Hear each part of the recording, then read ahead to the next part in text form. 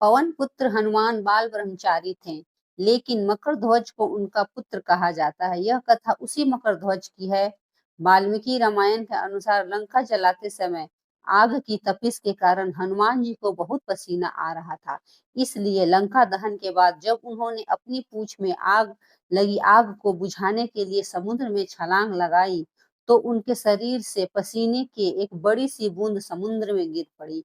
उस समय एक बड़ी मछली ने भोजन समझ वह बूंद निगल ली।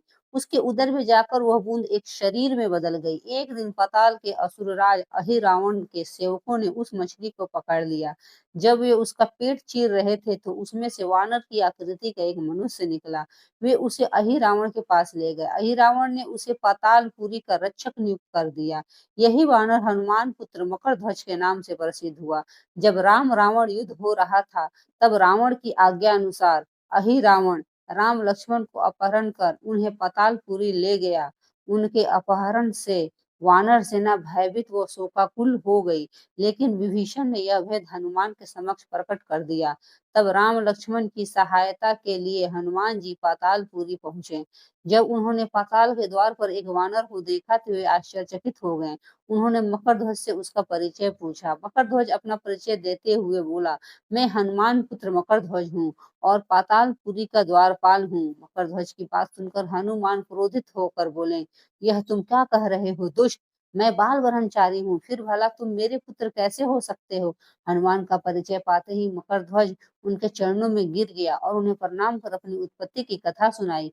हनुमान जी ने भी मान लिया कि वह उनका ही पुत्र है, लेकिन यह कहकर कि वे अभी अपने श्री राम और लक्ष्मण को लेने आए हैं। जैसे ही द्वार की ओर बढ़े, वैसे ही मकरध्वज उनका मार्ग रोकते हुए बोला, पिताश्री, यह सत्य है कि मैं आपका पुत्र हूँ, लेकिन अभी मैं आपके स्वामी की अपने स्वामी की सेवा में हूँ, इसलिए आप अंदर नहीं जा सकते। हनुमान ने मकरध्वज को अनेक प्रकार से समझाने का प्रयास किया, किंतु वह द्वार से नहीं हटा।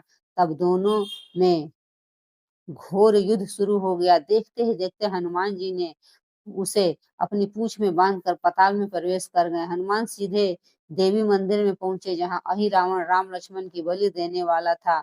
हनुमान जी को देखकर चामुंडा देवी पाताल लोक से प्रस्थान कर गईं। तब हनुमान जी देवी रूप धारण करके वहां स्थापित हो गए। कुछ देर बाद अहिरावण वहां आया और पूजा अर्चना करके जैसे उसने राम लक्ष्मण की बलि देने के लिए तलवार उठाई, वैसे ही भयंकर गर्जन करते हुए हनुमान जी प्रकट हो गए और उसी तलवार से अहिरावण का वध कर दिया। उन्होंने राम लक्ष्मण को बंधन मुक्त किया। तब श्री राम ने पूछा, हनुमान, तुम्हारे पूंछ में यह कौन बंधा है? बिल्कुल तुम्हारे समान ही लग रहा है, इसे खोल दो। हनुमान ने मकरध्वज को परिचय देकर उसे बंधन मुक्त कर दिया। मकरध्वज ने श्री राम के समक्ष सिर झुका लिया। तब श्री राम ने मकरध्वज का राज्याभिषेक कर उसे पाताल का राजा घोषित कर दिया और कहा कि भविष्य में वो अपने पिता के समान दूसरों की सेवा करे। यह सुनकर मकरध्वज ने तीनों को प्रणाम किया। तीनों ने उसे आशीर्वाद देकर वहां से प्रस्थान हो गए। इस प्रकार मकरध्वज हनुमान पुत्र कहलाए। जय श्री राम। नमस्कार दोस्तों, अगर कहानी अच्छी लगी हो तो एक लाइक जरूर करें। धन्यवाद।